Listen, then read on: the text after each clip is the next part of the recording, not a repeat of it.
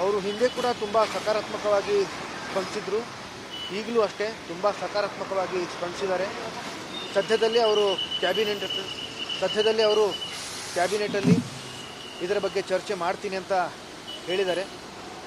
ಒಂದು ಸಕಾರಾತ್ಮಕ ಆಶ್ವಾಸನೆ ಕೊಟ್ಟಿದ್ದಾರೆ. ಸಮಾಧಿ ವಿಚಾರ ಕೂಡ ಬಹಳಷ್ಟು ಚರ್ಚೆ ಆಗ್ತಾ ಇದೆ. ಮೈಸೂರಲ್ಲಿ ಇಲ್ಲಿ ಮೊನ್ನೆ ಕೂಡ ಧ್ವಂಸ ಮಾಡಿರೋದು.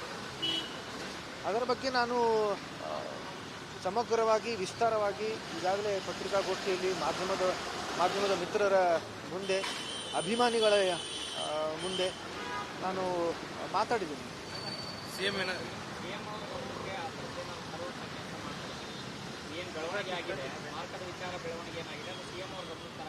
ಅವ್ರಿಗೆ ಈಗಾಗಲೇ ಅದು ಗೊತ್ತಿದೆ. ಹಿಂದೆ ಕೂಡ ನಾವು ಕೇಳ್ಕೊಂಡಿದ್ದೀವಿ ಅದರ ಬಗ್ಗೆ. ಆದರೆ ತಮ್ಮೆಲ್ರಿಗೂ ಗೊತ್ತಿರೋ ಹಾಗೆ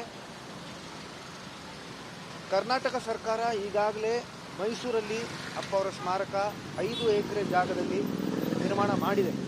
ಹಾಗಾಗಿ ನಾವು ಮತ್ತೆ ಇಲ್ಲೂ ಒಂದು ಸ್ಮಾರಕ ಮಾಡಿ ಅಂತ ಕೇಳೋಕ್ಕಾಗಲ್ಲ.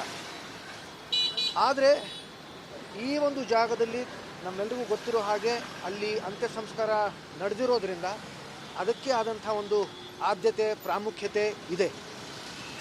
ಅಲ್ಲಿ ಏನು ಒಂದು ಮಂಟಪ ಇತ್ತೋ ಅದು ಭಾರತೀಯಮ್ಮವರು ಅವರೇ ಅದನ್ನು ಕಟ್ಟಿಸಿದ್ದು. ಅದು ಹಾಗೇ ಇತ್ತು, ಇಷ್ಟು ವರ್ಷ ಹಾಗೇ ಇತ್ತು. ಅದು ಅಭಿಮಾನಿಗಳಿಗೋಸ್ಕರನೇ ನಾವು ಹಾಗೆ ಇಟ್ಟಿದ್ವಿ. ಆದರೆ ಅದು ತುಂಬ ದುರಂತ. ಈ ನಡುವೆ ಅದು ಏನು ಒಂದು ದುರ್ಘಟನೆ ಆಯಿತು, ಅದು ತುಂಬ ದುರಂತ. ಅದು ಆಗಬಾರ್ದಾಗಿತ್ತು. ಆದರೆ ಈಗ ಅದು ರಾಜ್ಯ ಸರ್ಕಾರ ಹೇಗೆ ಅಲ್ಲಿ ಇನ್ನೂ ಮತ್ತೆ ಅದನ್ನು ಜಾಗ ಅದು ಕೊಂಡ್ಕೊಳ್ಳುತ್ತೋ, ಯಾಕಂತಂದರೆ ಅದು ಈಗ ಬಾಲಣ್ಣವ್ರ ಕುಟುಂಬಕ್ಕೆ ಅದು ಸೇರಿರ್ತಕ್ಕಂಥ ಜಾಗ ಆಗಿದೆ. ನಮ್ಮೆಲ್ಲರೂ ಅದು ದೊಡ್ಡ ಇತಿಹಾಸನ ಇದೆ. ನಾನು ಸಾಕಷ್ಟು ಬಾರಿ ನನ್ನ ಪತ್ರಿಕಾಗೋಷ್ಠಿಯಲ್ಲಿ ಅದನ್ನು ಹೇಳಿದ್ದೀನಿ. ಆದರೆ ಈಗ ಅದು ಬಾಲಣ್ಣವ್ರ ಕುಟುಂಬಕ್ಕೆ ಸೇರಿದೆ. ನಾನು ಹಿಂದೆ ಕೂಡ ಬಾಲಣ್ಣವ್ರ ಕುಟುಂಬದವ್ರ ಹತ್ರ ನಾನು ಕೇಳ್ಕೊಂಡಿದ್ದೆ. ನಾನು ಅವರಲ್ಲಿ ವಿನಂತಿ ಮಾಡ್ಕೊಂಡಿದ್ದೆ, ಮನವಿ ಮಾಡ್ಕೊಂಡಿದ್ದೆ, ಅಭಿಮಾನಿಗಳಿಗೋಸ್ಕರ ದಯವಿಟ್ಟು ಈ ಜಾಗನ ಬಿಟ್ಕೊಡಿ, ಒಂದು ಕೇವಲ 10 ಗುಂಟೆ ಜಾಗ ಮಾತ್ರ ಬಿಟ್ಕೊಡಿ.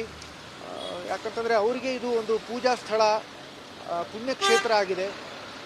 ಕೇಳ್ಕೊಂಡಿದ್ದೆ ನಾನು, ಆದರೆ ಅದು ಫಲಿಸಲಿಲ್ಲ.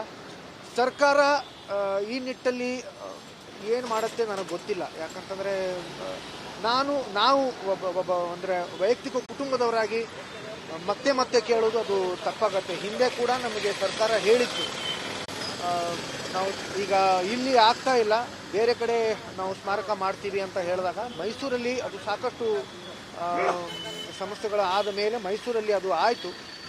ತಿರ್ಗಾ ಈಗ ಇಲ್ಲೂ ಕೂಡ ಮಾಡಿ ಅಂತ ಅದು ಕೇಳೋದು ಆಗಲ್ಲ. ಅದು ಸರ್ಕಾರ ಸ್ಪಷ್ಟವಾಗಿ ಅದನ್ನು ಹೇಳಿತ್ತು, ಇಲ್ಲಿ ಆಗ್ತಾ ಇಲ್ಲ ಅನ್ನೋದಕ್ಕೋಸ್ಕರನೇ ಬೇರೆ ಕಡೆ ಸ್ಮಾರಕ ಆಗಿದೆ. ಈಗ ಮತ್ತೆ ಇಲ್ಲಿ ಮಾಡಿ ಅಂತ ಹೇಳೋದ್ರಲ್ಲಿ ಅದು ಅರ್ಥ ಇಲ್ಲ. ಆದರೆ ಅದು ಬಾಲಣ್ಣವ್ರ ಕುಟುಂಬದವರೇ ಮನಸ್ಸು ಮಾಡಿ ಮತ್ತೆ ಮಂಟಪ ಕಟ್ಟೋದಕ್ಕೆ ಅವಕಾಶ ಮಾಡಿಕೊಡಬೇಕು ಅಂತ ನಾನು ಮತ್ತೆ ಈ ಒಂದು ಸಂದರ್ಭದಲ್ಲಿ ಅವರಲ್ಲಿ ಕೇಳ್ಕೊತೀನಿ.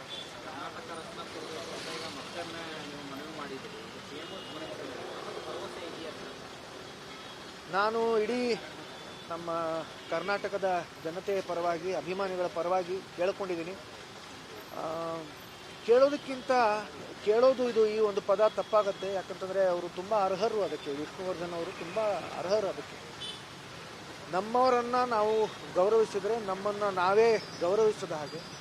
ತಮ್ಮೆಲ್ಲರಿಗೂ ಗೊತ್ತಿರೋ ಹಾಗೆ ನಾನು ಕೆಲವು ಅಭಿಯಾನಗಳನ್ನು ನಡೆಸ್ತೀನಿ, ಸ್ವಚ್ಛತೆ ಅಭಿಯಾನಗಳನ್ನು ನಡೆಸ್ತೀನಿ, ಸುರಕ್ಷತೆ ಅಭಿಯಾನ ನಡೆಸ್ತೀನಿ. ನಾನು ಕೇಳ್ಕೊತೀನಿ ಸರ್ಕಾರ, ನಮ್ಮ ಅಧಿಕಾರಿಗಳಲ್ಲಿ ಕೇಳ್ಕೊತೀನಿ. ಅದರ ಜೊತೆಗೆ ಅವರನ್ನು ಜ್ಞಾಪಿಸ್ತೀನಿ. ಅದೇ ಕೆಲಸನ ನಾನು ಇವಾಗ ಮಾಡ್ತಾಯಿದ್ದೀನಿ. ನಾನು ಕೇಳ್ತಾ ಇಲ್ಲ, ಜ್ಞಾಪಿಸ್ತಾ ಇದ್ದೀನಿ. ಅದು ತಮ್ಮೆಲ್ಲರ ಪರವಾಗಿ. ಅವರು ಹಿಂದೆ ಕೂಡ ತುಂಬ ಸಕಾರಾತ್ಮಕವಾಗಿ ಸ್ಪಂದಿಸಿದ್ರು. ಈಗಲೂ ಅಷ್ಟೇ ತುಂಬ ಸಕಾರಾತ್ಮಕವಾಗಿ ಸ್ಪಂದಿಸಿದ್ದಾರೆ.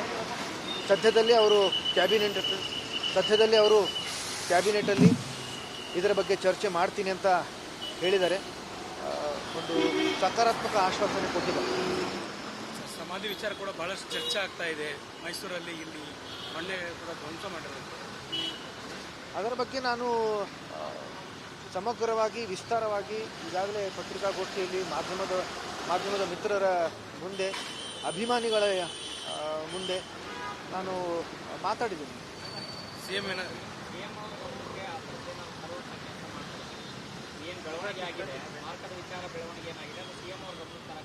ಅವ್ರಿಗೆ ಈಗಾಗಲೇ ಅದು ಗೊತ್ತಿದೆ. ಹಿಂದೆ ಕೂಡ ನಾವು ಕೇಳ್ಕೊಂಡಿದ್ದೀವಿ ಅದರ ಬಗ್ಗೆ. ಆದರೆ ತಮ್ಮೆಲ್ರಿಗೂ ಗೊತ್ತಿರೋ ಹಾಗೆ ಕರ್ನಾಟಕ ಸರ್ಕಾರ ಈಗಾಗಲೇ ಮೈಸೂರಲ್ಲಿ ಅಪ್ಪ ಅವರ ಸ್ಮಾರಕ 5 ಎಕರೆ ಜಾಗದಲ್ಲಿ ನಿರ್ಮಾಣ ಮಾಡಿದೆ.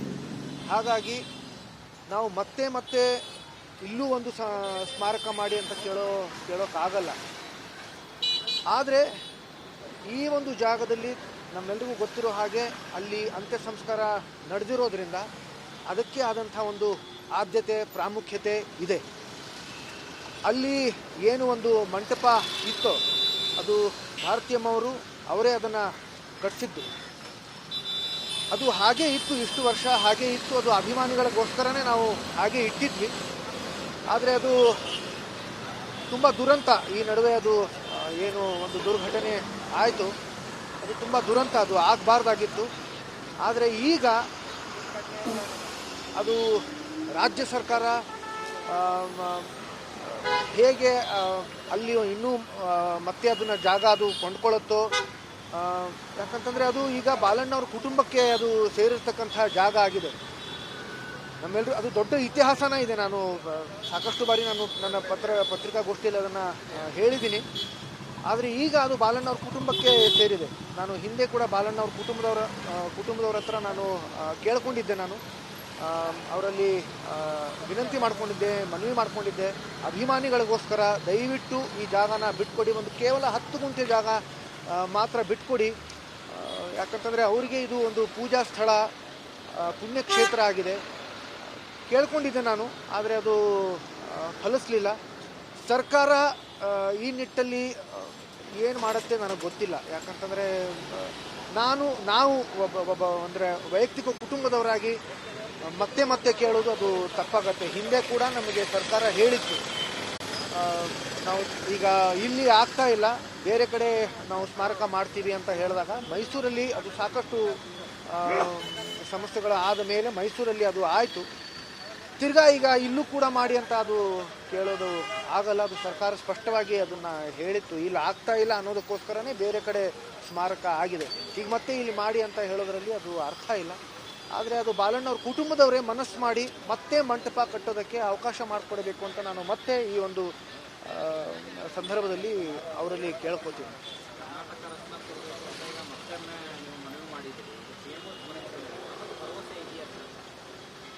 ನಾನು ಇಡೀ ನಮ್ಮ ಕರ್ನಾಟಕದ ಜನತೆಯ ಪರವಾಗಿ, ಅಭಿಮಾನಿಗಳ ಪರವಾಗಿ ಕೇಳ್ಕೊಂಡಿದ್ದೀನಿ. ಕೇಳೋದು ಇದು ಈ ಒಂದು ಪದ ತಪ್ಪಾಗತ್ತೆ. ಯಾಕಂತಂದರೆ ಅವರು ತುಂಬ ಅರ್ಹರು ಅದಕ್ಕೆ. ವಿಷ್ಣುವರ್ಧನ್ ಅವರು ತುಂಬ ಅರ್ಹರು ಅದಕ್ಕೆ. ನಮ್ಮವರನ್ನು ನಾವು ಗೌರವಿಸಿದರೆ ನಮ್ಮನ್ನು ನಾವೇ ಗೌರವಿಸದ ಹಾಗೆ. ತಮ್ಮೆಲ್ಲರಿಗೂ ಗೊತ್ತಿರೋ ಹಾಗೆ ನಾನು ಕೆಲವು ಅಭಿಯಾನಗಳನ್ನು ನಡೆಸ್ತೀನಿ, ಸ್ವಚ್ಛತೆ ಅಭಿಯಾನಗಳನ್ನು ನಡೆಸ್ತೀನಿ, ಸುರಕ್ಷತೆ ಅಭಿಯಾನ ನಡೆಸ್ತೀನಿ. ನಾನು ಕೇಳ್ಕೊತೀನಿ ಸರ್ಕಾರ, ನಮ್ಮ ಅಧಿಕಾರಿಗಳಲ್ಲಿ ಕೇಳ್ಕೊತೀನಿ. ಅದರ ಜೊತೆಗೆ ಅವರನ್ನು ಜ್ಞಾಪಿಸ್ತೀನಿ. ಅದೇ ಕೆಲಸನ ನಾನು ಇವಾಗ ಮಾಡ್ತಾ ಇದ್ದೀನಿ. ನಾನು ಕೇಳ್ತಾ ಇಲ್ಲ, ಜ್ಞಾಪಿಸ್ತಾ ಇದ್ದೀನಿ. ಅದು ತಮ್ಮೆಲ್ಲರ ಪರವಾಗಿ.